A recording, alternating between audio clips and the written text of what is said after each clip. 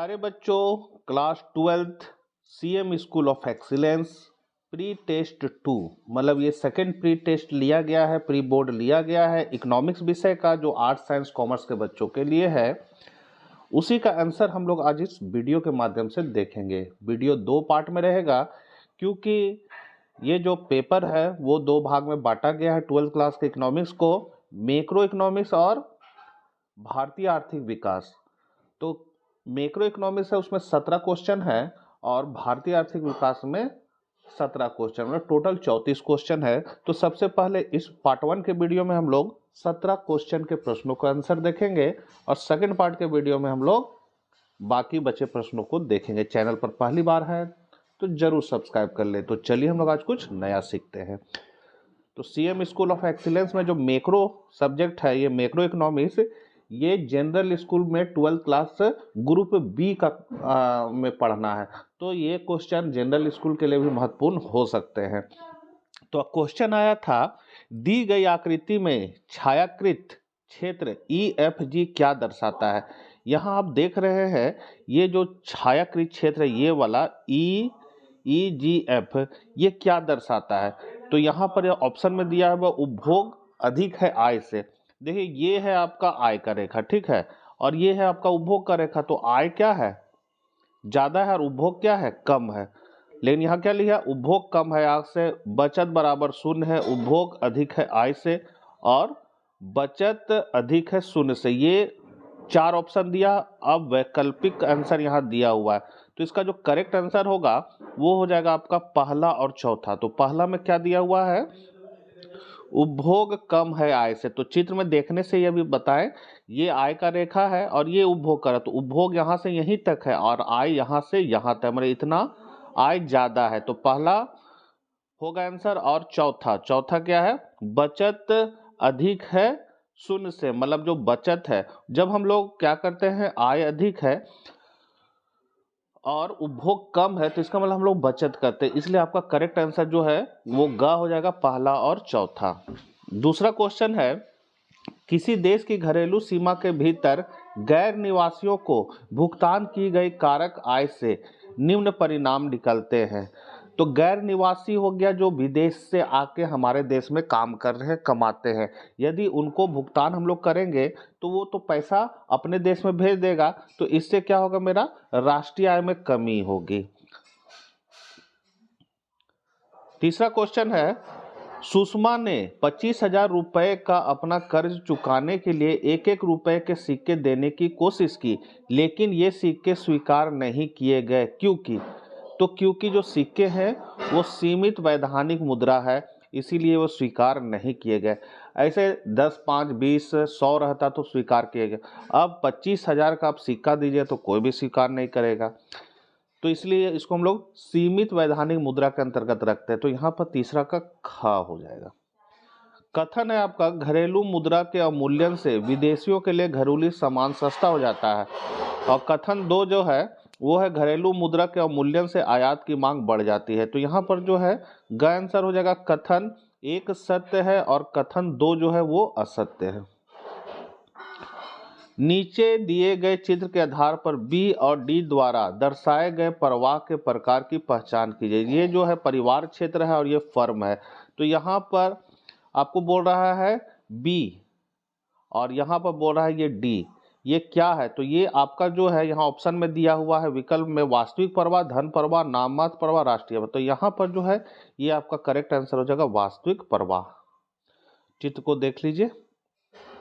अगला क्वेश्चन है, निम्नलिखित को सही क्रम में व्यवस्थित करें। यदि किसी राष्ट्र की सरकार निम्नलिखित को सही क्रम में व्यवस्थित करने का प्रयास कर रही है तो मुद्रास्फीति अंतर की स्थिति को कम करना। तो यहाँ पर है प्रत्योज आय में कमी, करों में वृद्धि, कुल मांग में कमी। तो इसका जो करेक्ट आंसर हो जाएगा वो हो जाएगा आपको, पहले हो जाएगा आपका घ हो जाएगा, दूसरा पहला तीसरा। तो यहाँ मतलब दूसरा मतलब हो जाएगा करों में अगर सरकार ने वृद्धि कर दी है, करों में जब वृद्धि कर देगी तो प्रत्योज आय में कमी हो जाएगी। प्रत्योज आय मतलब होता है कि सोच के चले कि हमको बाजार से ये चीज़ खरीदना है, खरीदे भी नहीं है, घर से प्लानिंग बनाए, हमको टमाटर लेना, आलू लेना, धनिया लेना, ये सब सोचे हैं अब खर्च जब कीजिएगा तब वहां पर लेकिन पहले से जो आप योजना बनाए खर्च का वो प्रत्योज्य कहलाता है। तो जब करों में वृद्धि हो जाएगी, आपका पैसा सरकार ज्यादा ले लेगा टैक्स में, तो आपके पास पैसा कम बचेगा, तो आपका जो प्रत्योज्य आय है, प्रत्योज्य आय में कमी हो जाएगी और इससे क्या हो जाएगा, कुल मांग में कमी आ जाएगी। तो यहाँ आपका करेक्ट आंसर जो है वो घ हो जाएगा, दूसरा, पहला, तीसरा। फिर निम्नलिखित कथनों को ध्यानपूर्वक पढ़े और नीचे दिए गए विकल्पों में से सही विकल्प चुने। कथन 1 है, राष्ट्रीय आय में घरेलू क्षेत्र के भीतर निवासियों और अनिवासियों दोनों द्वारा अर्जित आय शामिल है। और कथन 2 है, राष्ट्रीय आय में विदेश से प्राप्त शुद्ध कारक आय शामिल नहीं है। तो यहाँ पर जो है दोनों कथन है सो गलत है।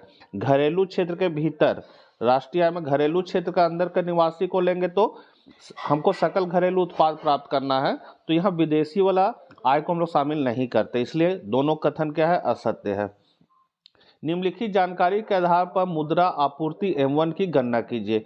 तो यहाँ आप देख सकते हैं जनता के पास मुद्रा 84,000 है, बैंकों के पास जमा इतना है, ये आप टेबल देख लीजिए। इसका जो करेक्ट आंसर है वो आपका क्या हो जाएगा, क हो जाएगा। 1,55,612 करोड़ रुपए हो जाएगा। कैसे होगा, तो यहाँ पर मैंने बना दिया है, इसको आप देख सकते हैं। ये फॉर्मूला के आधार पर M1 का फॉर्मूला आता है C plus DD plus OD। C जो है वो जनता के पास मुद्रा, तो जनता के पास जो मुद्रा है वो C कहलाएगा। DD जो है बैंकों के पास मांग जमा, और OD जो है वो रिजर्व बैंक के पास अतिरिक्त जमा हो जाएगा। तो यहाँ पर आपका दिया हुआ है सारा चीज, जनता के पास मुद्रा कितना, इतना, बैंकों की मांग जमा इतना है, और RBI के पास अनजमा इतना है। तो यहाँ पर हम लोग तीनों को जोड़ देंगे। देखिए तीनों को जोड़ दिए तो मेरा आ जाएगा इतना आंसर। देख लीजिए फॉर्मूला, वही फॉर्मूला पे बैठा देना है और तीनों को जोड़ देना है।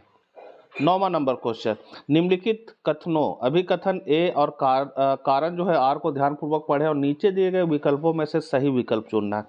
तो A कहता है, कथन A, चालू खाता घाटा हमेशा पूंजी खाता अधिशेष की ओर ले जाता है। कारण R, चालू खाता घाटे की वित्त पोषण के लिए पूंजी प्रवाह की आवश्यकता होती है। यहाँ विकल्प दिया हुआ है, तो यहाँ जो है अभी कथन A जो है वो असत्य है, परंतु कारण R जो है वो सत्य है। मतलब R जो है वो सत्य है, जो कारण बता रहा है A का, और A जो बोल रहा है वो असत्य है। शिक्षिका सुश्री साक्षी, देश में प्रचलित मानदंडों और कानून के अनुसार किसी भी वाणिज्य बैंक द्वारा देश के केंद्रीय बैंक के पास कुल जमा राशि का न्यूनतम प्रतिशत रखने की अवधारणा की व्याख्या कर रही थी। उसके द्वारा समझाई गई अवधारणाओं को पहचाने और सही विकल्प चुने। तो यहाँ पर हो जाएगा, जो वाणिज्य बैंक केंद्रीय बैंक के पास जो जमा रखता है उसको हम लोग कहते हैं नगद आरक्षित अनुपात, CRR। आगे है, निम्नलिखित आंकड़ों से किराए का मूल्य ज्ञात किए। तो ये आंकड़ा देख लीजिए, विवरण है, करोड़ रुपया में है। बाजार मूल्य पर सकल घरेलू उत्पाद, स्वनिर्मित और सब्सिडी इतना दिया हुआ है, और भी है नीचे। इस टेबल को आप बढ़िया से देख लीजिए।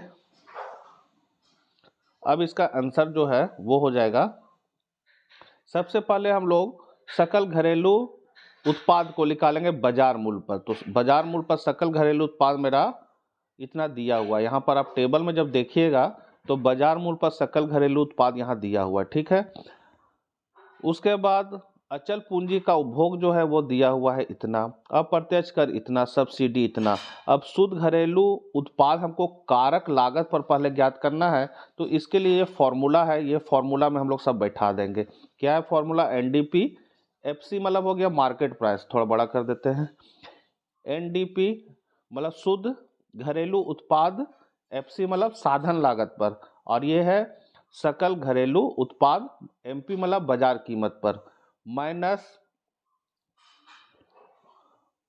आपका हो जाएगा अचल पूंजी का उपभोग, माइनस अप्रत्यक्ष कर, और फिर प्लस हो जाएगा सब्सिडी।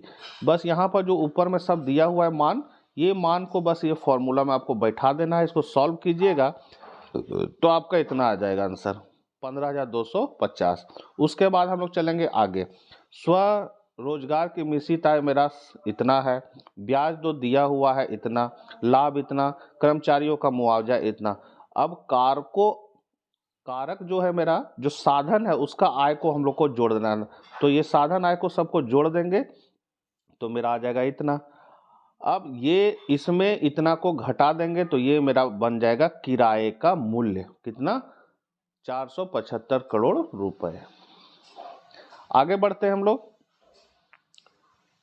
बैंकिंग प्रणाली की ऋण सृजन क्षमता निर्धारित करने में मुद्रा गुणक एक महत्वपूर्ण भूमिका निभाता है।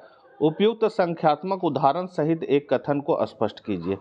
तो मुद्रा गुणक और ऋण सृजन के बीच सीधा संबंध होता है। मुद्रा गुणक वह कारक है जिससे बैंकिंग प्रणाली अपनी प्राथमिक जमा राशियों के आधार पर कुल मुद्रा की आपूर्ति को बढ़ाती है। बैंकिंग प्रणाली की ऋण सृजन क्षमता मुख्य रूप से नगद आरक्षित अनुपात CRR या वैधानिक तरलता अनुपात SLR जैसे कानूनी आरक्षित मानदंडों पर निर्भर करती है। मुद्रा गुणक का जो सूत्र है वो है 1/LRR। यहाँ LRR जो है वो है लीगल रिजर्व रेशियो। वह न्यूनतम प्रतिशत है जो बैंकों को अनिवार्य रूप से आरक्षित रखना पड़ता है। मान लीजिए कि बैंकिंग प्रणाली में निम्नलिखित स्थितियां क्या है। प्राथमिक जमा है 1000, कानूनी आरक्षित अनुपात मतलब LRR है 10% या फिर 0.1 भी लिख सकते हैं। तो मुद्रा गुणक हो जाएगा 1/LRR। LRR यहाँ बैठाएंगे तो मतलब LRR कितना है 0.1, यहाँ से पॉइंट हटाएंगे ऊपर 0 तो मेरा आ जाएगा 10। तो मुद्रा गुणक 10 हो जाएगा। इसका अर्थ है कि बैंक अपनी प्रारंभिक जमा से 10 गुना अधिक ऋण सृजन कर सकती है। तो यहाँ पर आप टेबल से देख सकते हैं, प्रारंभिक जमा 1000 रुपया, आरक्षित कोष में 100 रुपया, ऋण दिया 900, 10% के हिसाब से। फिर द्वितीय में ये 900 जमा राशि हो जाएगा, आरक्षित कोष में 10% है, ऋण देगा 810। इसी तरह जमा हो जाएगा आपका 10,000, आरक्षित कोष का 1000 और ऋण देगा 9000। तो बैंकों ने 1000 की जमा से 100 रुपया आरक्षित रखकर 1000 की जमा से 100 आरक्षित रखकर 900 का ऋण दे दिया। यह 900 पुनः बैंकिंग प्रणाली में जमा के रूप में वापस आता है, जिससे बैंक फिर से ऋण देते हैं। यह प्रक्रिया तब तक चलती है जब तक कि कुल जमा राशि 10,000 मतलब 1000 गुने 10 बराबर 10,000 नहीं हो जाती। अब ये 10 जो है वो कहाँ से आया है, तो LRR जो है। इसी में ख क्वेश्चन था, पिछले कुछ वर्षों में जन धन योजना, आधार सक्षम भुगतान प्रणाली, ई-वॉलेट, राष्ट्रीय वित्तीय स्विच और अन्य जैसी पहलों ने नकदी रहित तो होने के लिए सरकार के संकल्प को मजबूत किया है। मतलब जो ऑनलाइन पेमेंट करते हैं उसके बारे में बताया गया है। इस बात का विस्तार पूर्वक वर्णन करें कि इन पहलों ने राष्ट्रीय आय और आर्थिक विकास को किस प्रकार प्रभावित किया होगा। तो इसका आंसर है जन धन योजना, आधार और डिजिटल भुगतान प्रणालियों जैसे पहलों ने भारत की राष्ट्रीय और आर्थिक विकास को निम्नलिखित तरीकों से प्रभावित किया है। पहला पॉइंट है औपचारिक अर्थव्यवस्था का विस्तार। तो ई वॉलेट हो गया और UPI जैसे डिजिटल माध्यमों ने नकदी पर निर्भरता कम की है, जिससे लेन देन का रिकॉर्ड रखना आसान हो गया है। इससे कर अनुपालन में सुधार हुआ है, जो प्रत्यक्ष रूप से राष्ट्रीय आय में वृद्धि करता है। दूसरा है लीकेज में कमी और बचत। तो प्रत्यक्ष लाभ हस्तांतरण DBT के माध्यम से सरकारी सब्सिडी जो है वो सीधे बैंक खातों में भेजी जा रही है, जिससे बिचौलियों और भ्रष्टाचार में कमी आई। 2025 तक के आंकड़ों के अनुसार सरकार ने लीकेज रोक कर लगभग 3.48 लाख करोड़ की बचत की है, जिसका पूर्ण निवेश शिक्षा और स्वास्थ्य जैसे विकास कार्यों में किया जा रहा है। फिर है वित्तीय समावेशन और ऋण उपलब्धता। तो जन धन योजना के तहत 55 करोड़ से अधिक खाते खोले गए। इन खातों ने गरीबों के बीच बैंकिंग सेवाओं के द्वार खोले हैं, जिससे वे साहूकारों के बजाय औपचारिक ऋण प्राप्त करने में सक्षम हुए। इससे ग्रामीण अर्थव्यवस्था में निवेश और उत्पादकता बढ़ी है। चौथा पॉइंट है लेन देन लागत में कमी।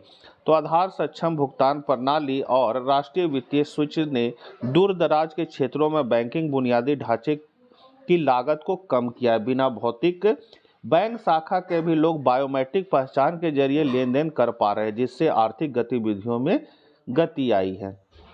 GDP और उत्पादकता में वृद्धि। तो डिजिटल भुगतान में प्रत्येक 1% की वृद्धि को प्रति व्यक्ति GDP को लगभग 0.1% की वृद्धि के साथ जोड़ा गया। डिजिटल साधनों ने छोटे व्यवसायों और स्ट्रीट वेंडरों को वैश्विक डिजिटल बाजार से जोड़ा है, जिससे उनकी आय और देश के समग्र आर्थिक विकास को मजबूती मिली है। फिर है सामाजिक आर्थिक सशक्तिकरण। इन प्रणालियों ने विशेष रूप से महिलाओं को आर्थिक रूप से स्वतंत्र बनाया है। वित्तीय साक्षरता बढ़ने से बचत और निवेश की संस्कृति विकसित हुई है, जो लंबे समय में राष्ट्रीय आय के संचय में मदद करती है। 13 का है श्री राजेश एक सेवानिवृत्त शिक्षक हैं। वे घर पर कुछ बच्चों को पढ़ाते हैं और शुल्क प्राप्त करते हैं। उन्हें सरकार से प्रति माह पेंशन भी मिलती है। उन्होंने कंपनी के शेयरों में निवेश किया है, जिससे उन्हें लाभांश प्राप्त होता है। कभी कभी उनके बच्चे उन्हें जन्मदिन पर नगद उपहार देते हैं। श्री राजेश की आय को कारक आय या हस्तांतरण आय के रूप में वर्गीकृत करें और अपने उत्तर के समर्थन में वैध कारण बताएं। मतलब जो ये काम कर रहे हैं, सेवानिवृत्त शिक्षक है, तो अगर वो बच्चों को पढ़ाते तो वो काम कर रहे हैं तो वो कारक आय में आ जाएगा। फिर जैसे मान लीजिए आपको है गिफ्ट मिल रहा है तो वो हस्तांतरण में आ जाएगा। बिना काम का जो पैसा मिलता है वो हस्तांतरण आय कहलाता है। तो इसी तरह इनके काम को बांटना है। तो इसका आंसर यहाँ मैंने बनाया है। आय का स्रोत सबसे पहले हम लोग दिए हैं आय का स्रोत, जिसमें घर पर बच्चों को पढ़ाकर प्राप्त शुल्क। तो आय का प्रकार हो जाएगा कारक आय, और कारण है यह आय सेवा मतलब श्रम प्रदान करने के बदले प्राप्त हो रहा है। मतलब बच्चों को पढ़ा रहे हैं, मतलब मेहनत कर रहे हैं। दूसरा है सरकार से प्राप्त मासिक पेंशन। तो ये हस्तांतरण आय है। पेंशन के बदले वर्तमान में कोई भी उत्पादन सेवा नहीं दी जाती है, यह एक तरफा भुगतान है। फिर है कंपनी के शेयरों से प्राप्त लाभांश। तो ये कारक आय है या आय पूंजी मतलब निवेश के उपभोग के बदले मिलती है।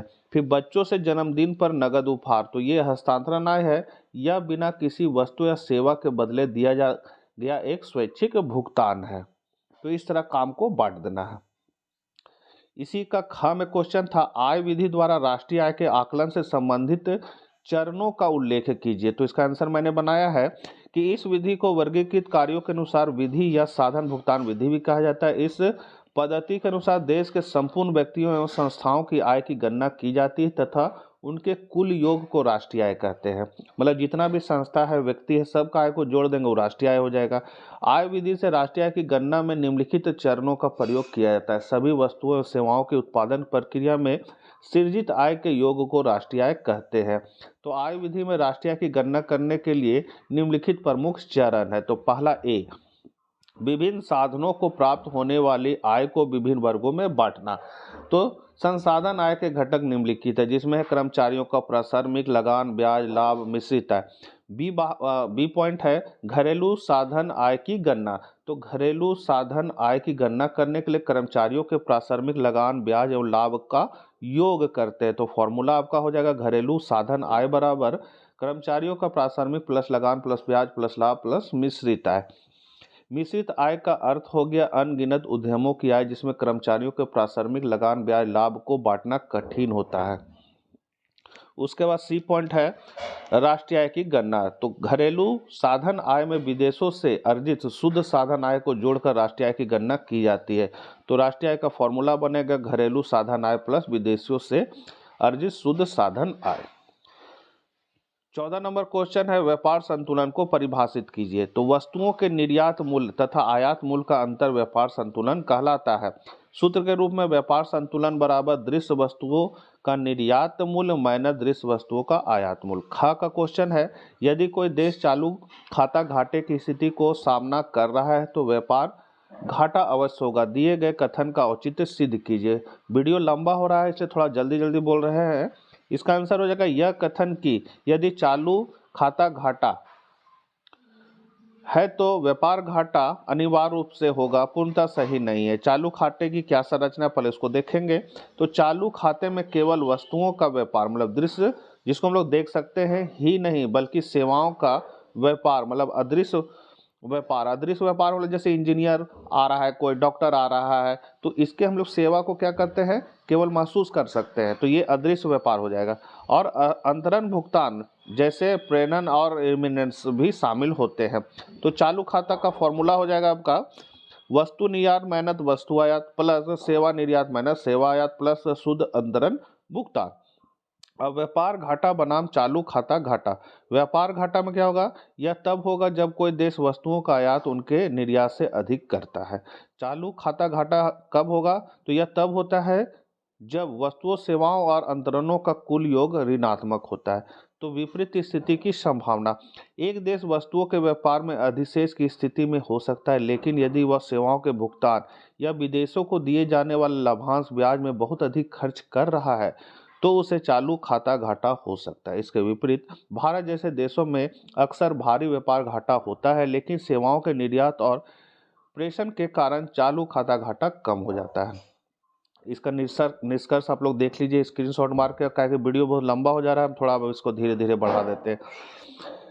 नीचे दिए गए चित्र में मौद्रिक नीति की पहचान करें और उस तंत्र पर चर्चा करें जिसके माध्यम से यह नीति आर्थिक अस्थिरता को नियंत्रित करती है। तो यहाँ आप देख सकते हैं, ये सेंट्रल बैंक का ये पैसा आ रहा है, ये जा रहा है, ये आ रहा है, ये जा रहा है। तो इसी को बताना है कि चित्र में क्या बता रहा है। तो यहाँ मैंने दे दिया है चित्र में क्या बताया है, इसको आप लोग देख सकते हैं।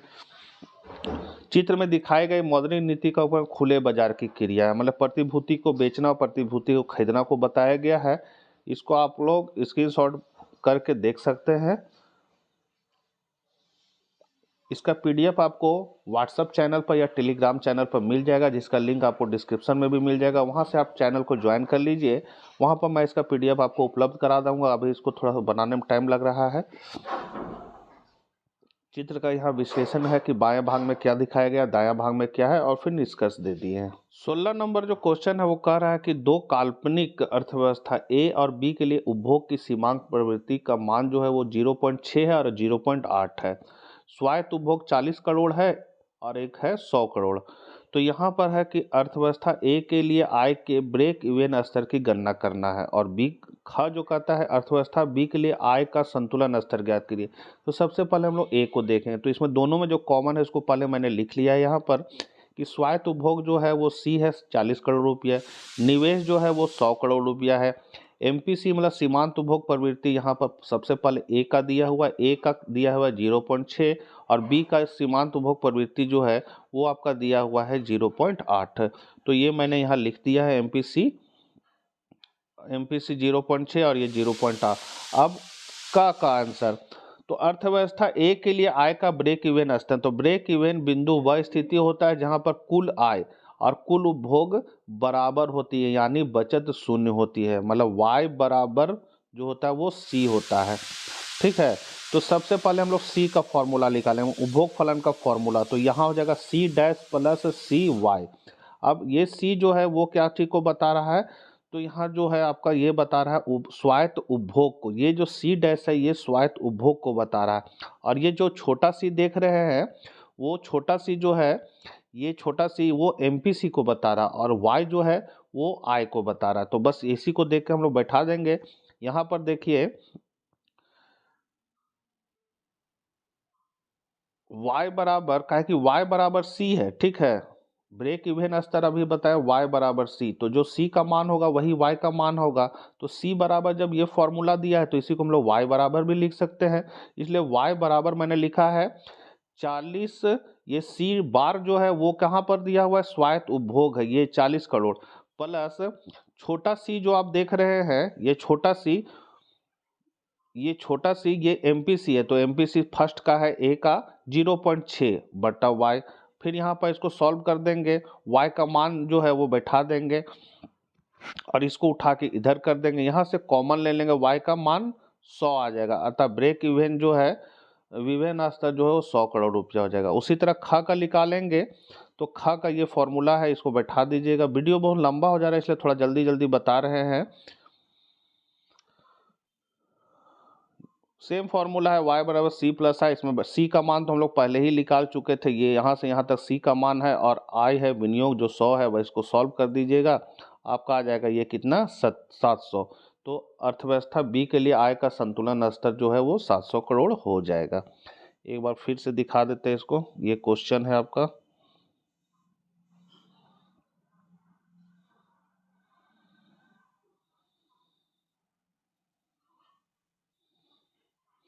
अगर इसको समझने में आपको दिक्कत लगेगा तो कमेंट कीजिएगा, मैं फिर से इसको धीरे धीरे करके बता दूंगा, काहे कि यही क्वेश्चन को केवल बताएंगे तो आराम से बताएंगे।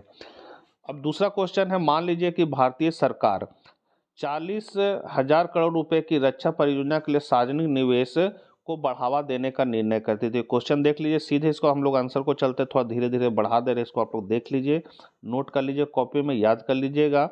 नहीं समझ में आएगा तो क्वेश्चन बताइएगा, उस पर मैं वीडियो बना दूंगा धीरे धीरे समझा के। ठीक है कि इसको आपको नोट करके याद कर सकते हैं। चूंकि ये आपका प्री बोर्ड में आया है तो फाइनल परीक्षा के लिए इम्पोर्टेंट हो सकता है, इसको फाइनल परीक्षा में आपको काम लगेगा, तो इसको आप लोग याद कर सकते हैं।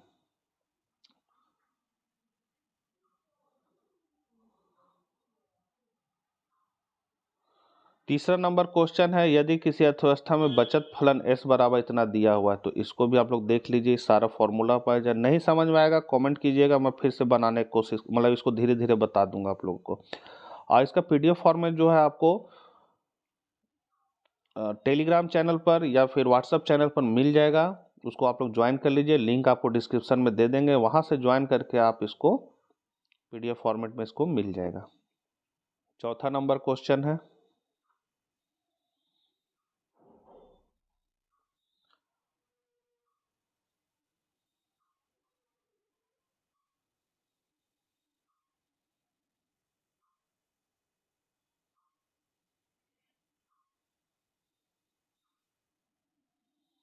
और ग्रुप ए का ये 17वां नंबर लास्ट क्वेश्चन है।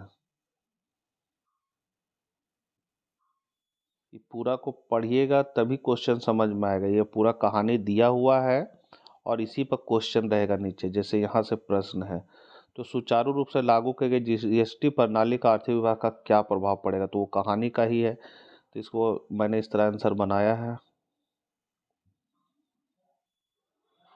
और इसका दूसरा क्वेश्चन था, प्रत्यक्ष और अप्रत्यक्ष करों में अंतर बताइए। प्रत्यक्ष कर होता है जिस पर लगाया गया टैक्स वही टैक्स का भुगतान करेगा, वो प्रत्यक्ष कर कहलाएगा। और अगर कर को दूसरे पे टाल दिया गया, जैसे मेरे पे टैक्स लगा और हम दूसरा पर टाल देंगे और दूसरा आदमी उसको भुगतान कर रहा है, तो वो अप्रत्यक्ष कर कहलाएगा। तो यहाँ तक आपका ग्रुप ए का क्वेश्चन था।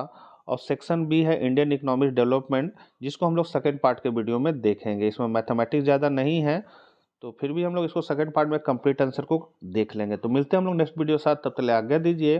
वीडियो अच्छा लगे तो एक लाइक जरूर दीजिएगा, जिससे मोटिवेशन मिलता है मुझे और वीडियो बनाने की प्रेरणा भी मिलती है कि चलिए बच्चे पसंद कर रहे हैं।